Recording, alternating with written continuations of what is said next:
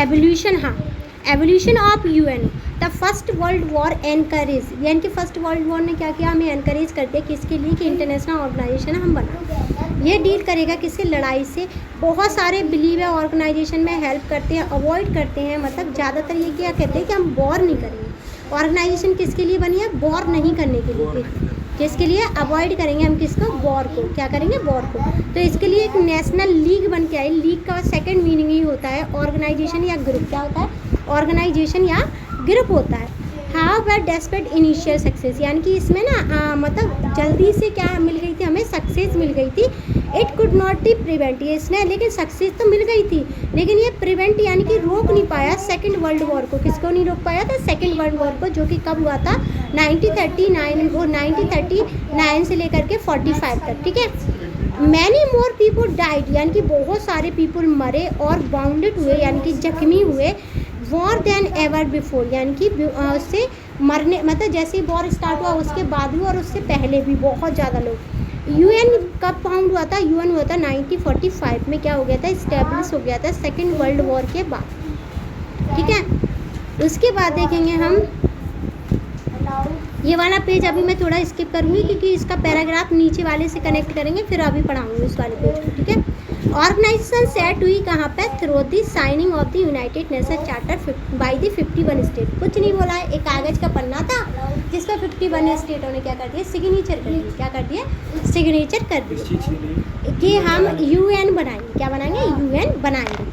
एक try achieve, इसने क्या किया, ट्राई किया, अचीव किया लीग को, नॉट बिटवीन द टू और टू मोर वर्ल्ड, यानी कि दो या दो से अधिक देशों में, दुनिया में लड़ाई नहीं हो। इसने ऑब्जेक्ट दिया, प्रिवेंट किया इंटरनेशनल कन्फ्लिक्ट को, इंटरनेशनल यानी कि दुनिया के कन्फ्लिक्ट को इसने रोकने की कोशिश की, और फैसिलिटी दी कॉरपोरेशन के साथ, स्टेट के साथ, और क्या किया इसने, एक्ट किया, स्टॉप किया कन्फ्लिक्ट को, रोका, क्या किया, रोका।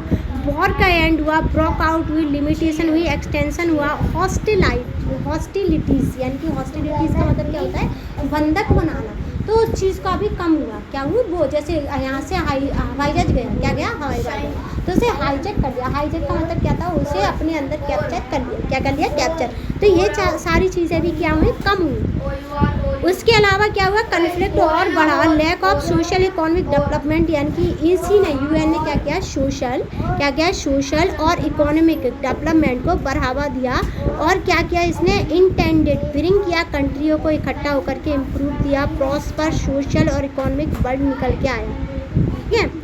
उसके अलावा क्या था, क्या है, सोशल इकोनॉमिक लेवल पे, सोशल और इकोनॉमिक लेवल पे हमने क्या कर दिया, दुनिया का क्या कर लिया हमने, यूएन की बात डेवलपमेंट कर लिया, क्या कर लिया, देखो एक तो पीस कीपिंग क्या है, काम है इसका, एक क्या है, वॉर को ख़त्म करना, दूसरा क्या है, सोशल और इकोनॉमिक डेवलपमेंट करना, ठीक है।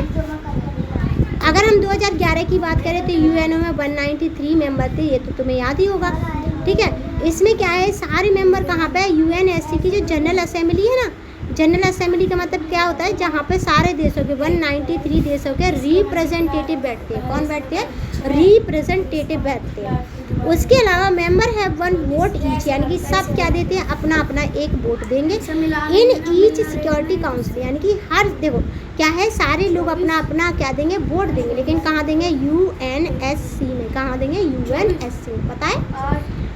उसके बाद देखेंगे,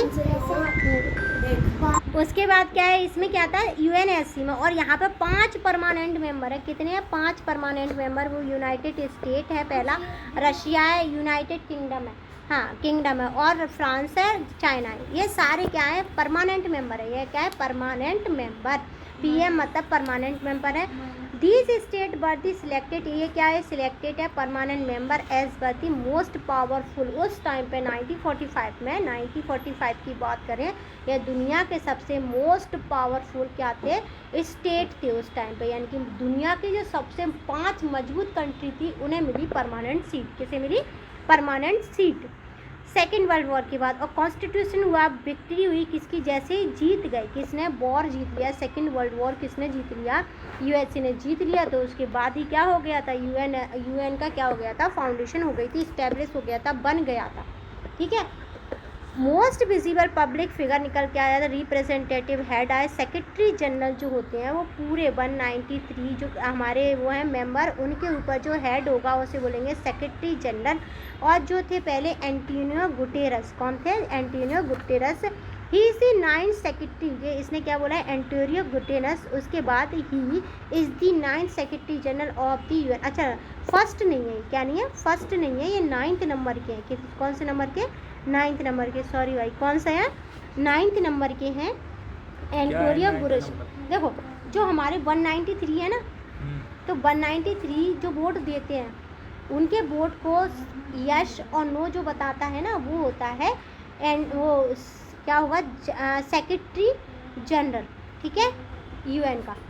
जो यस नो बताएगा वो होगा सेक्रेटरी जनरल किसके? 193, ठीक है। अब तुम्हें एक और एग्जांपल दे देती हूँ। यहाँ पे 193 बच्चे बैठे और मैंने बोला क्या तुम वोट देना चाहोगे? जिसमें से यस बोला है और जिसमें से नो बोला है, मैं ही तो बताऊँगी इतने बच्चों ने यस बोला है, इतने ने नो बोला है, तो वो होता है सेक्रेटरी जनरल। अब आए समझ?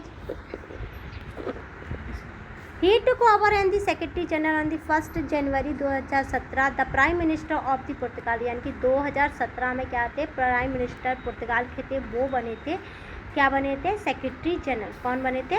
Secretary general. 1995-2000 तक रहे थे UN high commission for the refugee. एक क्या, एक कमीशन बना था। कमीशन क्या होता है? जहाँ पे बहुत ज़्यादा इंटेलेक्चुअल पढ़े हुए इंसान होते हैं, ठीक है, जहाँ पे बहुत ज़्यादा पढ़े लिखे इंसान होते हैं, उसे बोलते हैं हम क्या? कमिश्नर बना था वहाँ पे। तो उसने रिफ्यूज़ी के लिए बना था। अब हमारे पास रिफ्यूज़ी की मीनिंग तो है नहीं, लेकिन हम रिफ्यूज़ी का क्या करेंगे? रिफ्यूज़ी मतलब क्या होता है? जिसके पास किसी भी देश की सिटीजनशिप नहीं है, उसे बोलेंगे रिफ्यूज़ी। आया समझ? उसके लिए कमीशन बना दिया। अब उन लोगों को कहाँ सेटल करना है, ये यूएन डिसाइड करेगा। क्या? कौन डिसाइड करेगा? UN. The UN consist of the many different structure. इसकी बहुत ज़्यादा स्ट्रक्चर अलग अलग होती हैं। जैसे हम बात करें किसकी, पहले इसकी एजेंसियां होंगी। वॉर एंड पीस, यानी कि लड़ाई के लिए और पीस के लिए different between member state are discuss in the general assembly. और हर कंट्री का जो मेंबर है वो अलग अलग तरीके से इस पर डिबेट और डिस्कशन करेगा। कहाँ पर? जनरल असेंबली में। सिक्योरिटी काउंसिल में सोशल इकोनॉमिक इश्यू के साथ भी डील करेगा। और बहुत सारी एजेंसियाँ का मतलब होता है पार्ट ऑफ यूएन। क्या है? Part of UN. एजेंसियाँ समझ में आया? तो ये क्या है? जैसे वर्ल्ड हेल्थ ऑर्गेनाइजेशन, जिसने कोविड-19 के टाइम पर बहुत बढ़िया काम किया, पूरी दुनिया के लोगों को, पॉपुलेशन को पूरी को क्या कर दिया? वैक्सीनेटेड कर दिया। क्या कर दिया? Vaccine they the. WHO ने क्या कर दिया? वैक्सीन। फिर उसके बाद देखेंगे United Nation development programme, UNDP, United National human right commission. का मतलब क्या होता है? WHO world health organisation. हम कहीं नहीं जाएंगे, इस शब्द के साथ ही जाते हैं, ठीक है। ये क्या है? WHO, तो world health organisation, world health organisation. फिर है UNSC, UNDP। क्या है? UNDP। UN का मीनिंग सबको पता है। DP का रखेंगे development programme, development programme, development programme. क्या है? Development programme. अब क्या है? UNHRC, UNHRC देखना बेटा, UNHRC, UN का तो हमें पता ही है, ह्यूमन राइट कमीशन। UNHRC, हाँ, ह्यूमन राइट कमीशन। क्या है? Human right commission, human right commission. फिर उसके बाद क्या है? United nation high commission for refugee. तो UN का सबको पता है। HCR का याद करेंगे, तो HCR का क्या है? High commission refugee. यूनिसेफ क्या है? यूनिसेफ का हमें UN का सबको पता है। I से स्टार्ट करेंगे, किससे करेंगे? ये कोई यूनाइटेड नेशन। I के लिए यहाँ पर लिया है चिल्ड्रन, IC के लिए चिल्ड्रन लिया है। फिर उसके बाद आया फंड, क्या आया? United Nation children fund. क्या बोलेंगे इसे? Children fund. क्या बोलेंगे? Children fund. United Nation education and scientific cultural organisation. UN ने वो लागू करे थे? नहीं, ये UN के साथ काम करने वाली एजेंसी है। जैसे मैं काम कर रही हूँ, मेरे साथ सोएब भी करता है काम।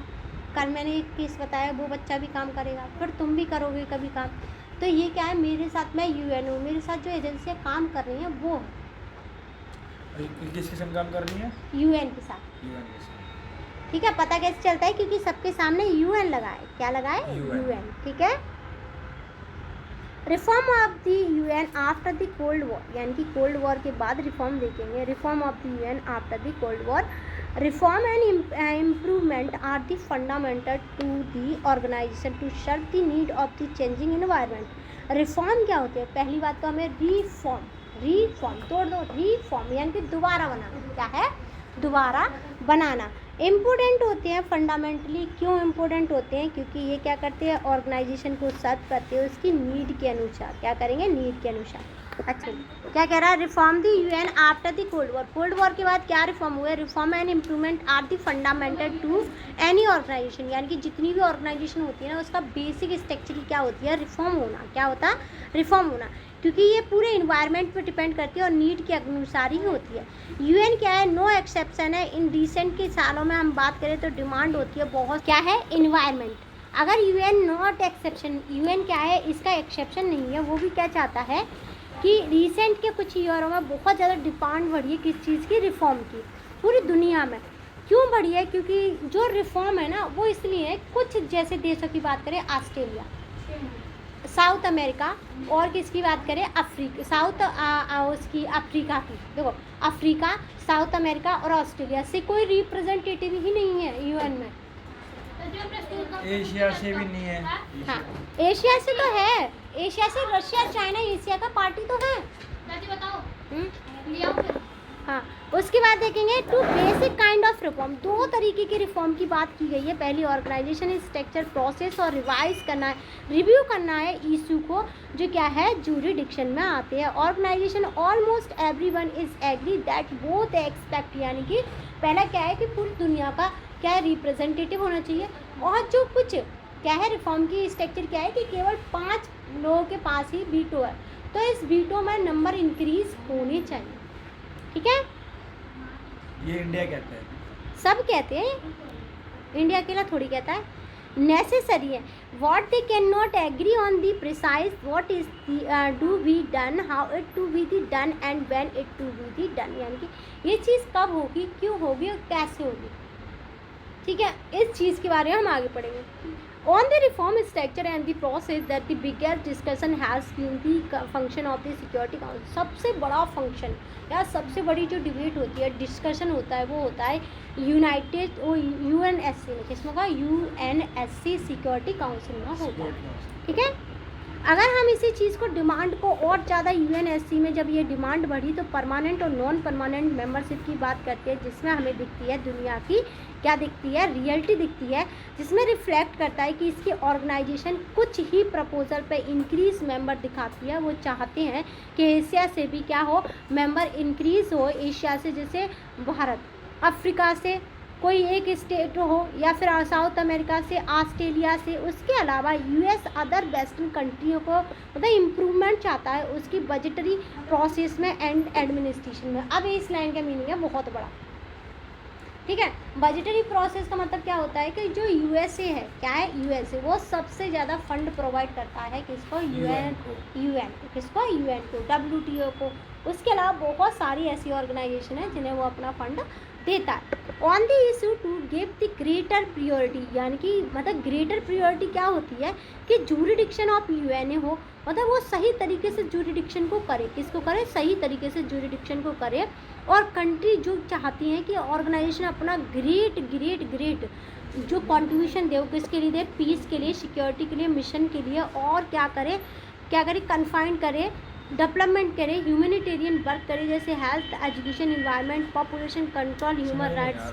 देखो, जो यूएन है ना, वो चाहते हैं, सारे लोग चाहते हैं दुनिया के कि काम किस पे हो? हेल्थ पे हो, एजुकेशन पे हो, इन्वायरमेंट हो, पॉपुलेशन पे हो, पॉपुलेशन कंट्रोल पे हो, और ह्यूमन राइट्स जैसे राइट टू लाइफ, ये इस चीज़ पे क्या हो? काम करे। जेंडर और सोशल जस्टिस पे काम करे। किस पे करे? जेंडर और सोशल जस्टिस पे। उसके बाद देखेंगे look at the both set, यानी कि दोनों ही सेट की बात करें। पहले चाहते हैं कि परमानेंट नॉन परमानेंट में क्या हो? रिफॉर्म हो। दूसरा चाहते हैं कि रिफॉर्म के साथ इम्प्रूवमेंट हो। किसमें हो? हेल्थ में, एजुकेशन में, जेंडर में, सोशल इक्वलिटी में और ह्यूमन राइट्स जैसे बेसिक नीड पे हम क्या करें? यूएन क्या करे? काम करे। क्या करे? काम करे। अगर हम यूएन की बात करें तो ये इस्टेब्लिश कब हुआ था? 1945 में इमीडिएट सेकेंड वर्ल्ड वॉर के बाद। इतना पढ़ा है, अगर कोई डाउट हो तो पूछ लेना, फिर आगे का भी हम पढ़ेंगे। ठीक।